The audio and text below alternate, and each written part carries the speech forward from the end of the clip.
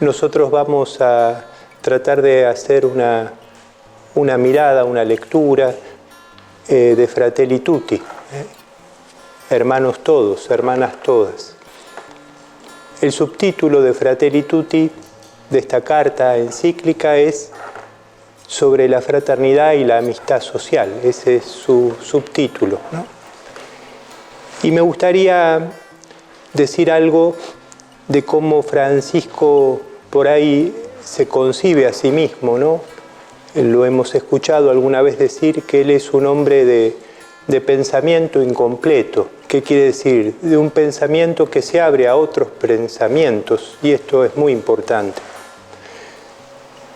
Lo dice en el número 6 de Fratelli, cómo él le surgió la inspiración de escribir esta carta, ¿no?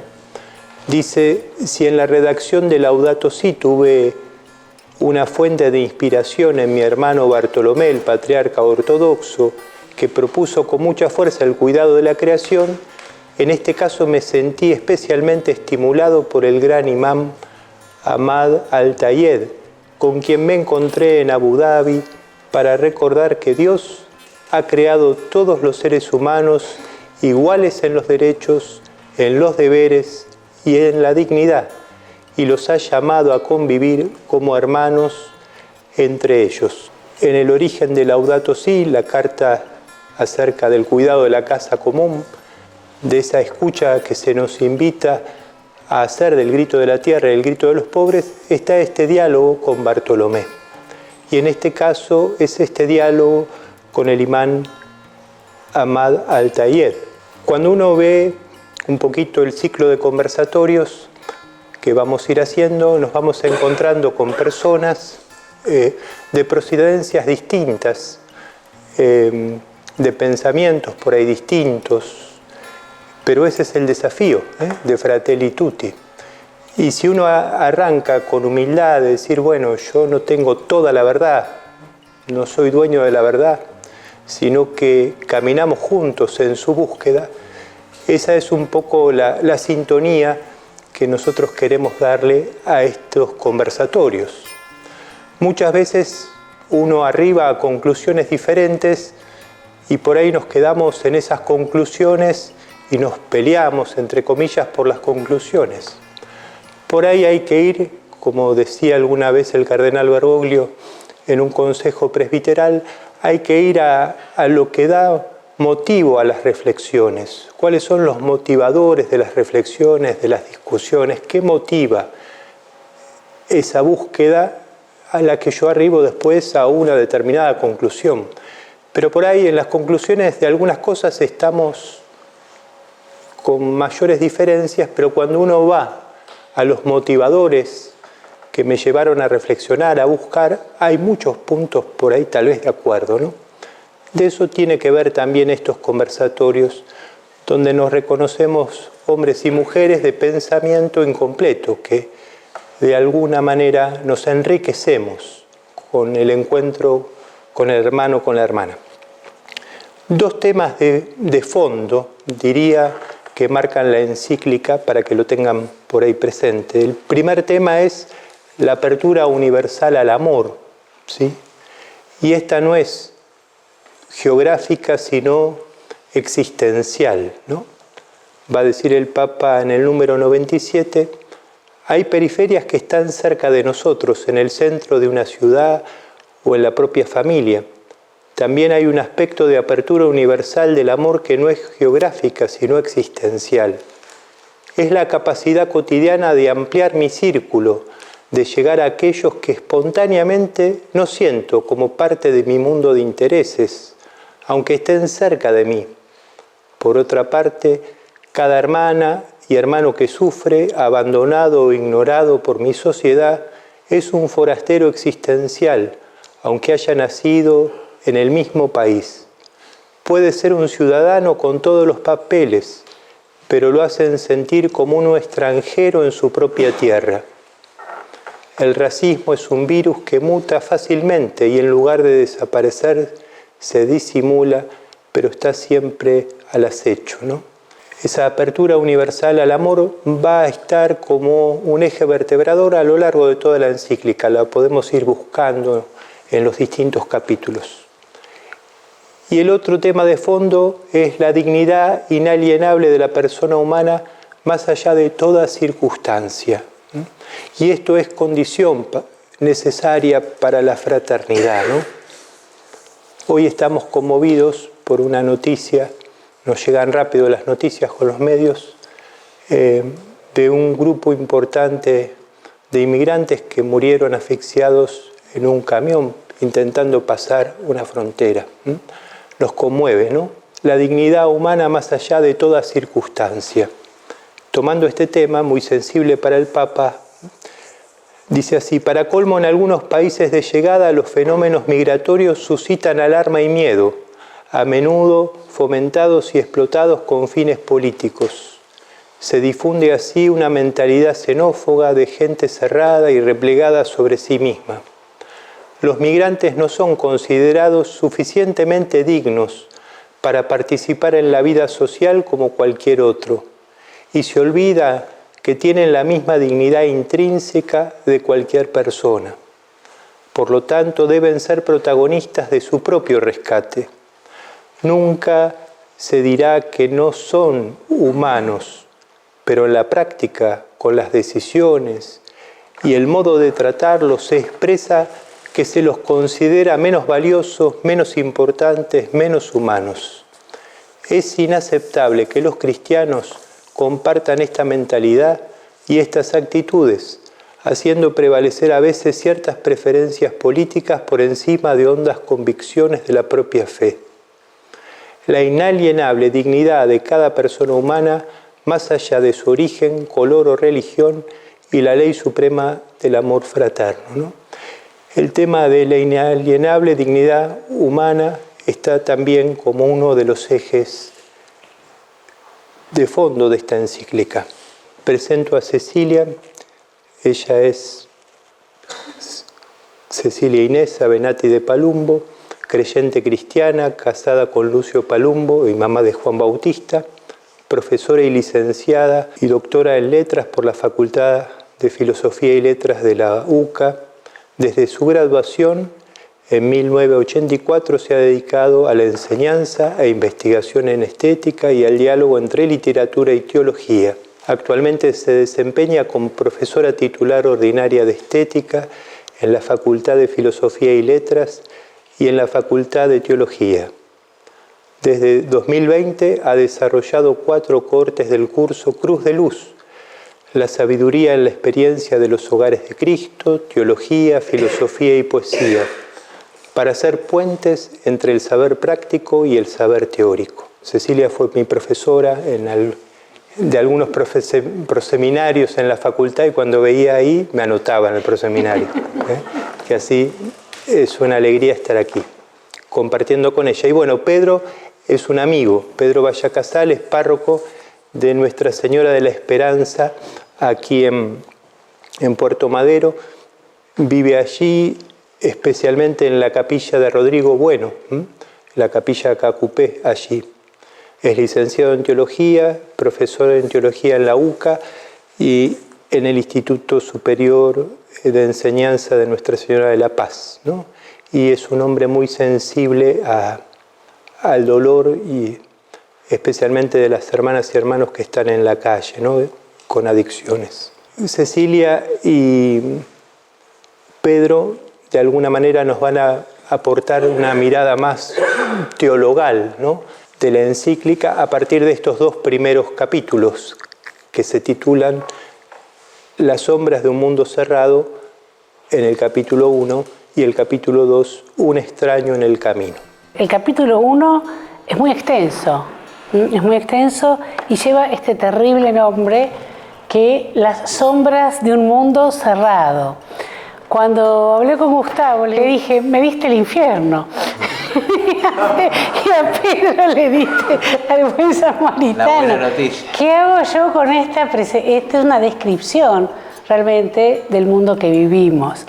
Pero ahí enseguida pensé en que en este primer capítulo, que va del número 9 al número 55, hay una mención de Virgilio que hace el Papa Francisco, un verso. Virgilio es un poeta latino del primer siglo antes de Cristo. Es como nuestro Martín Fierro, ¿no? La Eneida que escribió. Es un texto fundacional de Roma, y allí dice: hay lágrimas en las cosas, ¿no? Y el Papa toma esto: las cosas lloran, lloran de dolor, lloramos las personas, lloramos ante la muerte, lloramos no ante la muerte solamente como punto definitivo, sino ante la muerte que se entrecruza con nuestra vida, ¿no? En la violencia, bueno, en todo lo que describe este capítulo, que optamos por abordar de modo conjunto, justamente porque al verlos como el 1 y el 2 como conjunto, aparece el lenguaje de la poesía y el lenguaje de las artes como un ícono iluminador. Esto lo dice el texto. Pedro se va a referir, o si quieres hacer una referencia. Sí, cuando después, la primera parte, como dice Cecilia, el Papa hace la descripción minuciosa de la oscuridad de nuestro tiempo, pero después de la parábola usa estas palabras, ¿no? La parábola funciona como un ícono iluminador. Y eso nos dio una clave como para buscar también nosotros otras imágenes que puedan ir iluminando este proceso que se va describiendo de la parábola. Virgilio es guía de Dante Alighieri. El año pasado se cumplieron 700 años de la muerte del gran poeta italiano Dante Alighieri, que pasó, hizo este recorrido por este viaje por el infierno, el purgatorio y el paraíso. Entonces vio el mal del infierno de sí mismo. Es un viaje de conocimiento del mal en sí y del mal en el mundo. Es algo parecido a lo que hace este primer capítulo. Virgilio dice que en el comienzo del viaje hay sombras. Este es el comienzo del viaje. Este es un dibujo que hace un pintor, William Blake, que es del siglo XVII. En medio del camino de la vida, ¿no? Sí. Yo me encontré en una selva oscura, dice Dante, porque la recta vía había perdido. Cuán dura, es decir, cuál se mostraba esta selva salvaje, áspera y fuerte, que aún en la mente el pavor renueva. Es tan amarga casi cual la muerte, mas por tratar del bien que allí encontré, diré las otras cosas descubiertas. Ya en los primeros versos plantea que en medio del camino de la vida, ¿no? El recordar estas experiencias le da pavor, le da miedo, pero lo va a contar para transmitir el bien que allí encontró. Y esto es lo que hace Fratelli Tutti. Esto es una interpretación libre mía, no sé si Francisco estaría de acuerdo, pero creo que sí, pero él presenta la oscuridad de este mundo, porque el título es muy fuerte. A mí me impactó. Yo la había leído cuando salió esta encíclica en plena pandemia, y ahora al releer este capítulo dije, qué sombra, ¿no? Qué oscuridad, las sombras de un mundo cerrado. Entonces pensé, él describe la situación, ¿no? Vamos a tomar una idea, porque es muy amplio todo el campo que plantea. El escenario es un escenario de oscuridad, es un escenario dramático y muy oscuro. Estamos perdidos en una selva oscura, o sea, de acá no salimos, ¿no? Y además dice que el mundo está cerrado, Francisco, y está cerrado porque, lo dice expresamente en el número 27, por falta de alteridad. falta de relación con el otro, falta de alteridad. Este es nuestro mundo cerrado, y es un mundo cerrado, oscuro, donde hay sombras además. Y hay una doble oscuridad. En el número 30 de Fratelli Tutti dice: los sentimientos de una misma humanidad se debilitan. El sueño de construir juntos la justicia y la paz parece una utopía de otra época. No hay que explicar ni poner ejemplos, todos sentimos esto. Aquí en la Argentina y en cualquier lugar del planeta, esto está escrito, sale el 4 de octubre del 2020, el día de San Francisco, en plena pandemia. Y hay todo un campo semántico en este número 30, sobre el que llamo brevemente la atención, que es la desilusión, la decepción, la cerrazón. Ante lo cual, dice Francisco, aislamiento no, cercanía sí. Cultura del enfrentamiento no, cultura del encuentro sí. Mundo cerrado no, esperanza sí. Y ahí está el pie, ¿no? ¿Cuál es la esperanza? Me hizo notar Gustavo que el último subcapítulo de esta termina con la palabra esperanza, con un título que es esperanza, el camino de la esperanza, y la última palabra de este capítulo del mundo cerrado es la esperanza, que es lo mismo que plantea Dante. Dante, en el comienzo del infierno, en la selva oscura, ya plantea la esperanza, porque plantea la bondad de las cosas descubiertas. Es un viaje de la selva oscura a la rosa blanca, a la luz, a la luz que forma la Trinidad y nosotros en la Trinidad, habiendo atravesado la purificación del purgatorio. La Divina Comedia es infierno, purgatorio, paraíso. ¿Cuál es el paraíso? El paraíso es la Trinidad, ¿no? El paraíso es la fraternidad de la que deviene la Trinidad.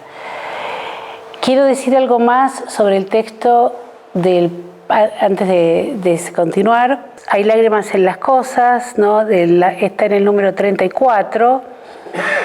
Dice Borges en un prólogo que escribe a la Rosa Profunda: dos deberes tendría todo verso. Comunicar un hecho preciso, que es lo que está haciendo el Papa, ¿no? Está comunicando un hecho preciso, un diagnóstico del mundo cerrado. Y tocarnos físicamente como la cercanía del mar. Y dice Borges, he aquí un ejemplo de Virgilio, y cita estas palabras de Virgilio: hay lágrimas en las cosas. Es muy difícil traducir el texto del latín. Voy a intentar una traducción libre, Borges hace la suya. Hay lágrimas en las cosas, en la realidad que gime y se revela. Esto lo dice expresamente el texto de Fratelli Tutti, a causa del dolor que provoca la muerte que toca el corazón. Es decir, que no solo se describen hechos aquí, sino que apunta a tocar el corazón, ¿no? Por eso utiliza este verso de Virgilio, que es realmente maravilloso. Entonces, planteamos el camino del comienzo en el infierno, el purgatorio. En el canto 30 son 100 cantos, ¿no? En total. Caminemos en la esperanza, dice Fratelli Tutti en el 55. Y dice Dante: yo he visto ya al comenzar el día la parte oriental toda rosada, o sea, estamos en un amanecer, y lo demás del cielo muy sereno, y la cara del sol nacer sombreada, tanto que por templanza de la niebla mirarse la podía largamente. Así, en una nube hecha de flores que de manos angélicas subían y recaían luego adentro, afuera, sobre el cándido velo, orla de oliva, dama me apareció, tras verde manto, vestida de color de llama viva, y mi espíritu, que ya por largo tiempo no había estado atado ante su presencia de estupor y temblando quebrantado, sin que los ojos me la revelasen, por oculta virtud que ella irradiaba, de antiguo amor sintió la gran potencia. Yo no sabía que Gustavo iba a decir que Fratelli Tutti tenía como uno de los ejes principales el amor.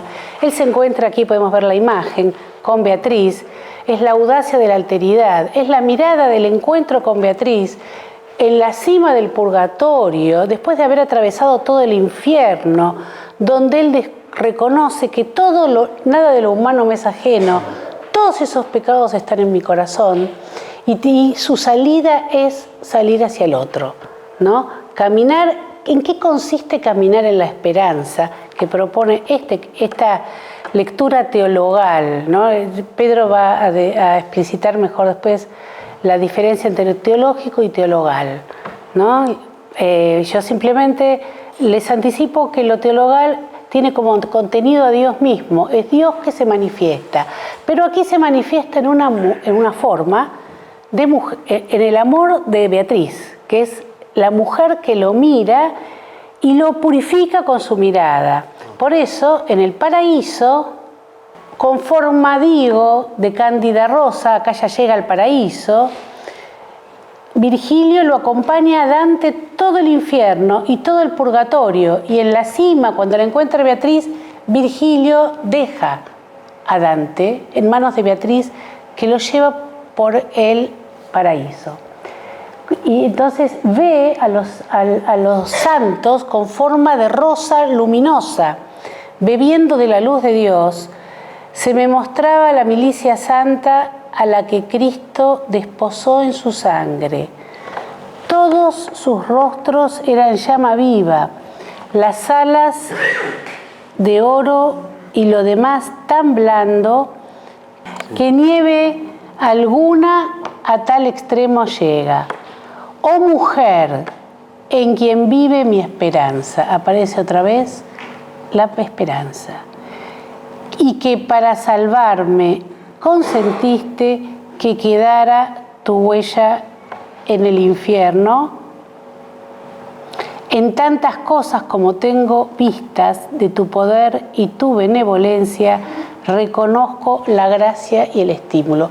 ¿Qué lo salva? La mirada de amor de Beatriz, de esta mujer. Era siervo, esto es una oración que le hace a Beatriz, aquí la despide. Era siervo y me has hecho un hombre libre. Es maravilloso, no se lo está diciendo a Dios, no se lo está diciendo a Cristo, se los dice, lo refiere a Dios y a Cristo en Beatriz, en la persona que ama, ¿no? La mujer a la que ama. Era siervo y me has hecho un hombre libre por todas esas vías y esos modos sobre los cuales potestad tenías. Así oré, y mientras ella, lejana en su mostrarse, se sonrió y miróme, tornóse luego hacia la eterna fuente. Este pie de esperanza teologal, la esperanza es una virtud teologal, como la fe y la caridad, porque tiene como objeto a Dios, ¿no? El objeto es Dios. Piensen en Beatriz, ¿no? La esperanza de Dante está en el amor de Beatriz, pero no en el amor que él le tiene, que sí, por si ciertamente le corresponde y le responde, sino en la mirada de Beatriz, el amor que ella porque él ve en la mirada de Beatriz a Cristo, ¿no? Ve en lo humano. Baltasar, que es un teólogo al que no he mencionado, considera a Dante como el primer estilo teológico laical. Dice que por primera vez la teología se animó a mostrar que Dios salva y hace presente en el amor humano, entre un varón y una mujer, amor erótico, es decir, un amor que entrega, que se dona, y que en esa entrega es kenótico, o sea, se desposee de sí. Tiene dos movimientos, desposeimiento de sí y donación. Este segundo capítulo, en donde el Papa abre con la parábola del buen samaritano, que está en el número 56, la pueden volver a leer, pero todos la tenemos más o menos en nuestros corazones y en nuestras cabezas. Y bueno, quería un poco justificar o aclarar el género parábola, ¿no? Porque las parábolas de Jesús son relatos, son imágenes creadas por Él para hablar de una realidad que Él conoce, que Él trae, pero que tiene que no se define fácilmente y que es una realidad viva que está como actuando a medida que se relata el cuento, la parábola, que esa realidad es el reino de Dios, ¿no? La parábola no es solamente un relato de sabiduría humana, sino que siempre quiere mostrar el reino de Dios, cómo funcionan las cosas de Dios, por decirlo así, ¿no? Y no es una alegoría, no es una metáfora, no es un cuento solamente, sino que la parábola tiene un claro objetivo, ¿no? Cada vez que Jesús fue reconocido por las historias que contaba, que las sabemos todos, la de la oveja, la moneda perdida, el papá con los dos hijos, vamos, tantas historias que salieron de su cabeza, de su corazón. El Papa, cuando quiere hablar de la fraternidad, nos va a traer esta parábola en particular, la del buen samaritano. Y no solo que nos va a traer esta parábola para reflexionar sobre la fraternidad humana, sino que él mismo, todo este capítulo, va a hacer una lectura contemplativa y orante de esas imágenes, ¿no? ¿Qué es lo que quiero decir? El Papa no trae estadísticas ni conceptos filosóficos. Hay un trasfondo, sobre todo la filosofía del siglo XX, lo habíamos hablado con Cecilia, de reflexionar sobre la otredad, sobre todo después del Holocausto, ¿no? Varios filósofos le dedicaron al tema de la hospitalidad y del otro, bueno, una andadura, un fundamento conceptual, ¿no? Pero el Papa no va a entrar por ahí, ¿no? Ni siquiera tampoco por estadísticas ni por datos duros, sino que nos va a remitir a un cuento, a una historia que contó Jesús, que tiene como objetivo ese cuento mostrar el reino de Dios. Me parecía importante arrancar por ahí, porque además si ustedes van siguiendo el texto, es lo que va a hacer el Papa, ¿no? Primero nos pone frente al texto y después lo va como rumiando lentamente y de ahí nos va a ver cuál es el objetivo de la parábola también. Sacarnos de lo cotidiano, hacernos entrar como en otra esfera, y en esa otra esfera del cuento, de lo narrado, tocar el corazón, ¿no? Volviendo a lo que decía Borges del buen verso, tocar nuestro corazón, transformar nuestro corazón en el drama que transcurre en la narración, ¿no? Es entrar en ese mundo para salir transformado, ¿no? Porque la parábola busca también, no es solamente un lenguaje objetivo, un lenguaje que comunica sin esperar una respuesta, sino que dentro de la dinámica de la parábola también está suscitar la respuesta, ¿no? Que eso también lo va a explicitar el Papa Francisco en la reflexión de esta segunda parte. El Papa primero hace toda una historia del tema de la fraternidad humana en Israel, en el Antiguo Testamento, en el Nuevo Testamento también, y nos hace como un análisis más bíblico, por decirlo así, más exegético. Pero cuando tiene que empezar la reflexión más personal, digamos, la oración frente al texto de la parábola del buen samaritano, todos se acuerdan, ¿no? El hombre herido, pasa el sacerdote, no lo mira y sigue de largo, el levita sigue de largo, y el samaritano, que era el personaje de peor fama, se hace cargo con todas las consecuencias del herido, ¿no? Eso es lo que Jesús cuenta en el Evangelio de Lucas. Y bueno, empieza la reflexión del Papa Francisco con el tema del el abandonado. Esta imagen se llama el Cristo de los pobres. Como ven, es un hombre durmiendo en un banco de plaza, pero que en los pies tiene los estigmas de la cruz, ¿no? Entonces es muy fuerte la imagen porque, bueno, no es el crucificado un poco dulcificado que a veces estamos acostumbrados a ver, sino que es una imagen que rompe, ¿no? Que impacta, que nos hace como... Es esto de ícono iluminador también, nos hace mirar de nuevo lo que por ahí vemos a diario, lamentablemente en la ciudad, ¿no? Y dentro de esta reflexión sobre el abandonado, que tenemos que volver a mirar, que tenemos que desacostumbrarnos de ver esto, ¿no? Sobre todo en la ciudad, la pregunta del número 64 apunta al objetivo de la parábola, ¿no? ¿Con quién te identificas? Esta pregunta es cruda, directa y determinante. Hay dos tipos de personas y personajes en la historia de Jesús: los indiferentes y el samaritano, que es la persona de peor reputación para el auditorio de Jesús, pero que es el único que es capaz de ver, ¿no? Entonces, eso que decíamos también del género de la parábola, siempre va a apuntar a tocar nuestro corazón porque el reino de Dios, en la predicación de Jesús, también se nos aparece como un momento crítico ante el cual hay que tomar una postura. Y un poco eso es lo que cuenta el relato del buen samaritano. Bueno, pasan distintos tipos de personas y algunas no toman ninguna decisión, no cambian, y algunas sí, es capaz de dejar lo que estaba haciendo, ponerlo en su propio bolsillo, cargar en su propia montura. Esta imagen me parece que nos sitúa ante esta pregunta, bueno, ante este abandonado, que toma esta figura de hombre durmiendo en la calle, pero que representa tantas cosas, ¿no? Representa soledad, incomunicación, falta de rostro, falta de nombre, ¿no? Puede tener el abandonado como distintas denominaciones, pero que están todas representadas acá, ¿no?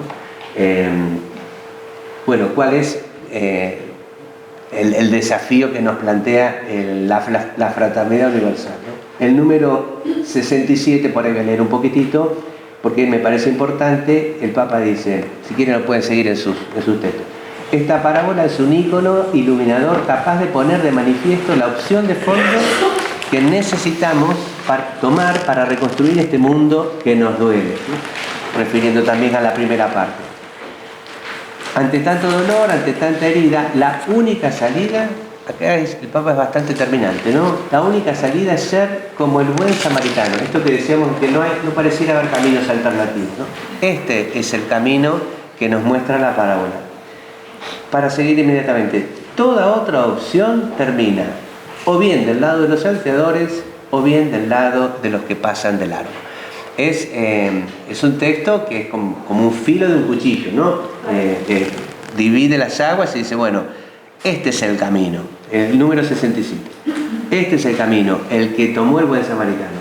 Toda otra opción va consciente, inconscientemente, inocente o culpablemente a terminar en uno de los otros dos lados, ¿no? Salteadores o indiferentes, que son los dos grandes arquetipos representados. En el análisis que hace el Papa dice un poco, todos estamos un poco en todos lados, ¿no? A veces somos el herido, a veces somos el sacerdote apurado y a veces somos el buen samaritano, ¿no? Pero la idea es como, creo, él lo dice explícitamente, bueno, no nos asustemos, todo eso está dentro nuestro. El tema, me parece, poder ir eligiendo cada vez con mayor conciencia el lugar del samaritano, ¿no? Para seguir tendiendo nuestros vínculos con la literatura y con las artes. Todos conocen la canción que dice, solo le pido a Dios que el dolor no me sea indiferente, ¿no? Es un poco ese latido que hay detrás de las palabras del Papa y que está también en la figura del samaritano, que es el que fue capaz de no ser indiferente ante el dolor. Es un camino exigente, duro, pero bueno, uno también sabe, a veces estás más disponible o más o en esa sintonía, pero bueno, uno tampoco puede siempre todo, ¿no? Eso también en el hogar de Cristo lo sabemos, ¿no? Tantas cosas que no hemos podido y aprendemos a que, bueno, la idea es estar de este lado con el corazón y con los pies y con las manos. Pero bueno, eso no significa, digamos, hay que soportar también a veces cierto fracaso, ¿no? Que a veces tenemos con nosotros mismos, ¿no? Pero yo quería también, y por ahí es un poco fuerte también, pero lo vamos a leer, compartir con ustedes este poema de César Vallejo, un poeta peruano, que habla de la fraternidad humana, ¿no? Lo vamos a leer y después en todo caso comentamos porque tiene que ver con este número 70 y 71, donde habla de la necesidad de la fraternidad universal. Al fin de la batalla y muerto el combatiente, vino hacia él un hombre y le dijo: no te mueras, te amo tanto. Pero el cadáver ahí siguió muriendo. Se le acercaron dos y repitiéronle: no nos dejes, valor, vuelve a la vida. Pero el cadáver ahí siguió muriendo. Acudieron a él 20, 100, 1000, 500.000, clamando: tanto amor y no poder nada contra la muerte. Pero el cadáver ahí siguió muriendo. Le rodearon millones de individuos con un ruego común: quédate, hermano. Pero el cadáver ahí siguió muriendo. Entonces, todos los hombres de la tierra le rodearon. Les vio el cadáver triste, emocionado. Incorporóse lentamente, abrazó al primer hombre, echóse a andar.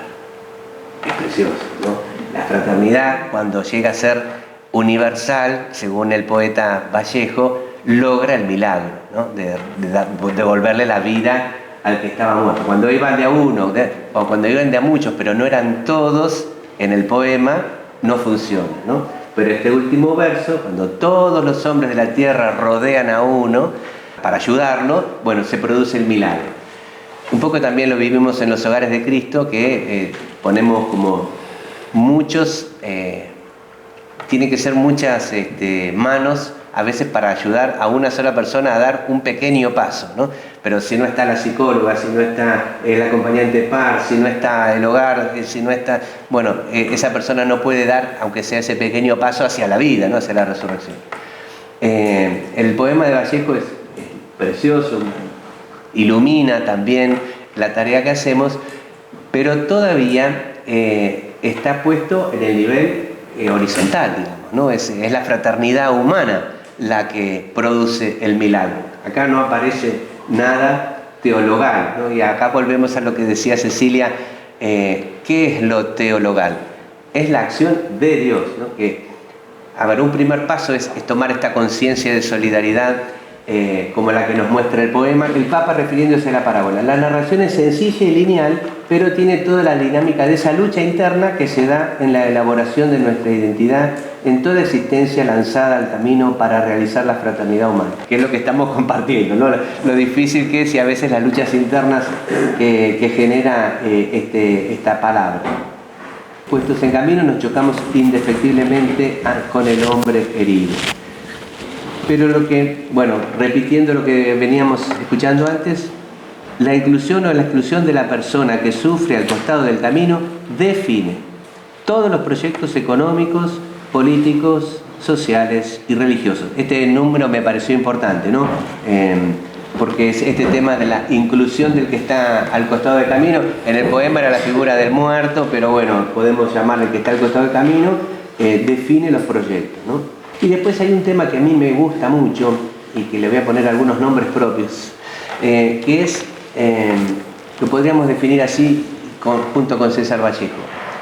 El herido convoca, el abandonado congrega, misteriosamente, ¿no? No podemos explicar mucho cómo, pero así sucede. El necesitado reúne a su alrededor, que es lo que también vivimos un poco en los hogares de Cristo. Y es lo que el Papa también quiere transmitir.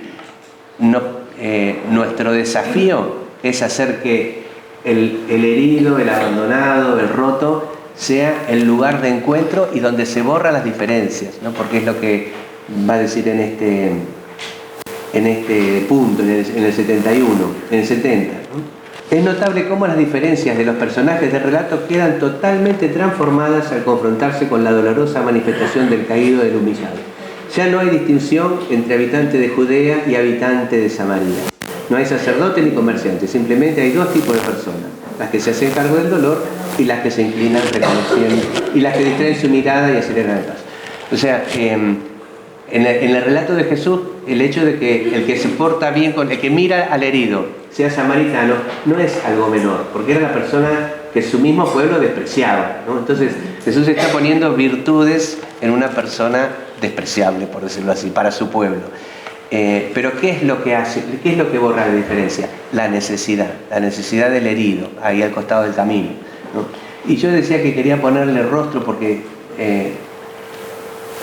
hay tantos que han hecho el camino, que me gustaría recordar algunos, ¿no? Pero la primera figura que me vino a la cabeza fue Madeleine Delbrel, es una mujer que trabajó en los suburbios de París, y ella era católica, tenía una casa religiosa, y fue elegida en la época de mayor confrontación con el comunismo, en una comuna que era comunista. La eligieron a ella como comunera siendo católica, ¿no? ¿Pero por qué la eligieron? Por el trabajo que hacía en las casas de acogida que tenían ahí en Ivry, en París. La necesidad borra las diferencias, eso es lo que quiero decir, ¿no? Pienso también en otra gran mujer que fue Dorothy Day, una americana que también trabajó con comunistas, con gente que pensaba distinto, pero ¿por qué trabajaban juntos? Porque atendían las necesidades de la gente. En este caso era del trabajador católico, ¿no? En la época de la depresión, en Estados Unidos. Carlos de Foucault, que hace poquito lo hicieron santo, que se fue a compartir con gente con una cultura completamente diferente, el mismo Padre Hurtado. Y hay un personaje que yo lo quiero mucho, no es muy conocido, que es John Bradburn se escribe, que es un inglés que terminó su vida vivió como 40 años en un leprosario en África, después de una larga búsqueda espiritual.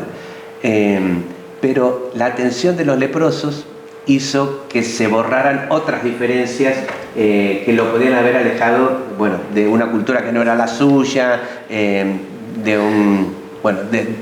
también hizo sortear dificultades políticas, ¿no? Porque tenía que hablar con distintas facciones en medio de las guerras intestinas en Rhodesia. Bueno, un personaje para tener en cuenta, que también pudo borrar las diferencias en la atención al necesitado que convoca, ¿no? Porque convoca a todos, la necesidad, el herido convoca a todos, no selecciona. Lo que quisiera ahora es subrayar la dimensión comunitaria de esta actitud del buen samaritano, de este camino que propone Jesús y del que el Papa se hace hecho para construir la fraternidad humana. Es imposible y es angustiante cargar toda la necesidad sobre nuestros propios hombros, ¿no?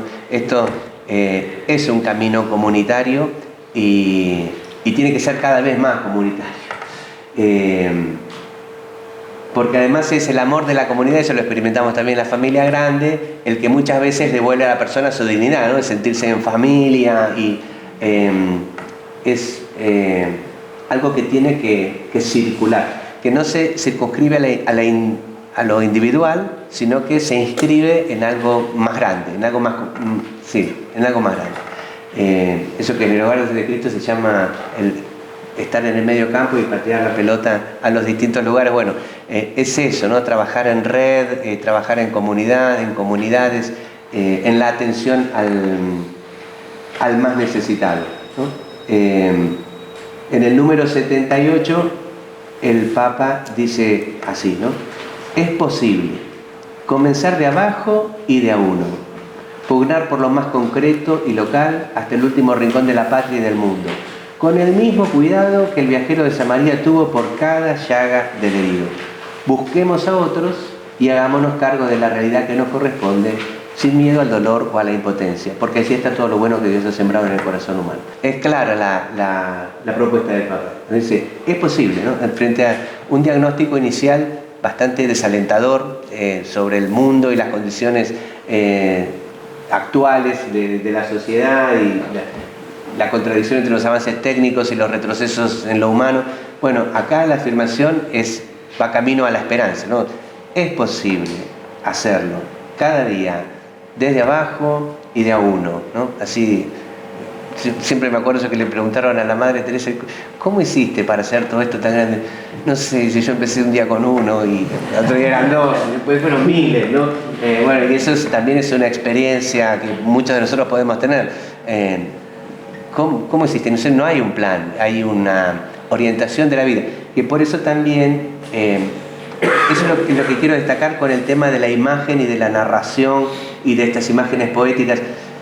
No hay una estrategia diseñada, no hay un programa, después se traducirá, ¿no? En un programa de acción política, en un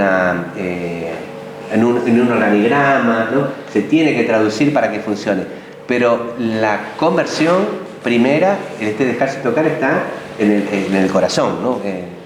Y eso es lo que genera la imagen, lo que genera la parábola. Bueno, y esta dimensión comunitaria, en esta imagen que estamos viendo acá, vamos a entrar en el terreno de lo teologal, porque esta imagen se llama la Trinidad Misericordiosa. Yo la voy a describir un poquito desde acá. Tenemos un hombre herido, ¿lo ven en el medio? Una figura que lo toma de los hombros, otra que le besa los pies, y un fuego. Y cada personaje envuelto en un círculo. Como toda imagen, es una imagen abierta, no es directamente una representación figurativa de una cosa, pero bueno, nosotros podemos interpretar esto que decíamos antes, el herido que convoca a su alrededor, pero también podemos interpretar el fuego, el Padre y el Hijo como una imagen de la Trinidad, ¿no? ¿Quién es el buen samaritano? Es Dios, ¿no? Para nosotros creyentes. ¿Quién es el que tiene tiempo para detenerse ante el herido, para cargarlo, para pagar por él, para dejar las indicaciones? Bueno, volvemos al inicio. Lo que Jesús nos está queriendo contar con esta parábola es que para el creyente, el que obra así es Dios, y no un Dios cualquiera, el Dios trinitario, Padre, Hijo y Espíritu Santo. El Papa va a darle una vuelta más a este postulado teologal, digamos, de la parábola, y es decirnos que el herido es Cristo, ¿no? Volviendo a la primera imagen, el herido, el abandonado es Cristo. Este es un cuadro que tuve la suerte de ver hace muy poquito y me impresionó mucho. Es un baile. Como ven, todas las personas son iguales, no hay diferencia, y están un poco como entre bailando y volando, y hasta en una parte como una especie de manos que no se llegan a tocar, como invitando al espectador a entrar a esa danza. Este cuadro representaría como el final del camino de Dante, ¿no? ¿Cuál es el ideal final de la fraternidad humana? Esta igualdad que es alegría, es júbilo, es baile, que es comunión, ¿no? Pero mientras esperamos eso, vamos caminando, digamos, tratando de adelantar ese reino, también nosotros tratando de construir la fraternidad humana, ¿no? La verdadera fraternidad humana, que tiene ese origen divino, ¿no? Que es la propuesta del Papa para el mundo, digamos, para pensar en todos los proyectos políticos, económicos, religiosos. Bueno, creo que es una linda forma de vivir, ¿no? Hay mucho más para decir, pero son insinuaciones que ustedes pueden pensar y compartir con sus espacios también, ¿no? Buscar este camino de comunicar a través de la imagen. Quizás es lo que creo que es un poco en lo que Gustavo pensó cuando nos pidió esto. Estamos en una sociedad de la imagen. No todas las imágenes tienen el mismo valor, eso también tenemos que tenerlo presente. Las imágenes que dicen son las imágenes gratuitas, es decir, las que no son usadas para algún otro objetivo, que puede ser publicidad, comercio u objetivos, digamos, perversos también. La imagen, porque Dios nos hizo a su imagen y semejanza, tiene una gran tradición en el pensamiento creyente, la cuestión de la imagen. Nosotros vivimos en una sociedad de rostros, en una sociedad de imágenes y tenemos que poder recuperar desde allí. Hoy hablábamos con Pedro, nos reunimos a tomar un café, hablamos de algunas otras cosas, cómo poder recuperar la dimensión litúrgica de la imagen. Nosotros cuando compartimos la comunión, la comunión y la comunidad, ¿no? De la comunión de los santos en la liturgia, no solo en la Eucaristía, sino en las otras experiencias sacramentales y parasacramentales también. No sé si tenemos siempre esta dimensión de alegría, de fraternidad, aunque atravesemos un dolor muy profundo en ese momento, pero la mirada está puesta, por eso creo que apuntamos a eso, a partir del texto, la mirada puesta en la esperanza. ¿Qué proyecto? ¿Dónde está nuestra esperanza? Allí está nuestro corazón. Del primer capítulo, para decir algo, veo la dramaticidad que estamos enfrentando, ¿no? De la cantidad de problemas, de dificultades, se ve lo dramático de la situación, que es distinto de la tragedia, ¿no? La tragedia es no te podés escapar, ya se escapó, ya se acabó de alguna manera. Lo dramático es algo que está abierto, ¿no? Que puede tener un resultado malo o poder salir adelante realmente bien, ¿no? Por lo menos Y la respuesta es la fraternidad, ¿no? Frente a esta situación tan dramática, tan dolorosa, que uno quisiera escapar, por ahí tomar ese primer capítulo y cerrarlo en algún momento, pero me parece que es bueno ver los problemas, cuáles son los problemas. Y aparece la palabra esperanza cuando empieza a despuntar el tema de la fraternidad, ¿no? Y en este caso, en el capítulo 2, a mí lo que más me llamó la atención es esta necesidad del nosotros, ¿no? Lo que acentúa ahí el Papa, dice, ¿no? El buen samaritano necesitó del posadero, ¿no? Y ahí aparece la necesidad del nosotros, la necesidad de un nosotros cada vez más grande, la necesidad de la comunidad, ¿no? Esta es la hora de la comunidad, ¿no? No podemos esperar, va a decir más adelante, todo de otros, sino que es necesario el protagonismo de la comunidad, ¿no? Entonces me parece que esas son las dos resonancias.